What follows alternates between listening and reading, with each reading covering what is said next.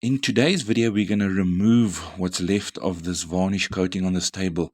And we're going to be using a good quality paint stripper, a scraper, and Hamilton's 3-piece wood coat brush set, which is a 25, a 38, and a 50 mil, and some Hamilton sandpaper. And before any work commences, make sure you've got your floor covered with a decent quality drop sheet.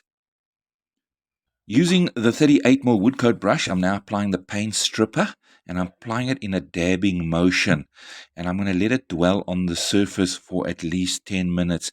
Please, when you're applying paint stripper, never brush it out.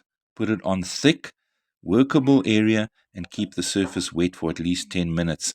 Now, the wood coat brush is ideal because it doesn't have a painted handle and it's wood, so it's solvent friendly. Ideal for applying paint stripper, varnishes, and solvent-based paints. Okay, 10 minutes has gone by with a scraper.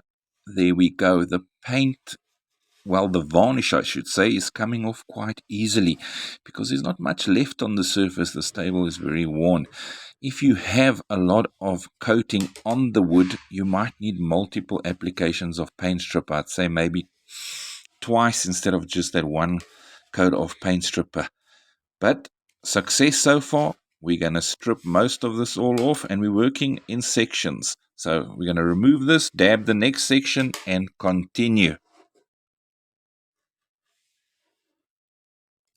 Using 80 grit sandpaper, I'm sanding in the direction of the grain, and now I'm just removing any little areas where maybe the paint stripper didn't take off the coating. I'm just sanding it away to a bare, clean wooden surface. And I'm just doing this to show you a before and after. Okay, with the table stripped, sanded, and clean, I'm now ready to apply my varnish with a Hamilton wood coat brush.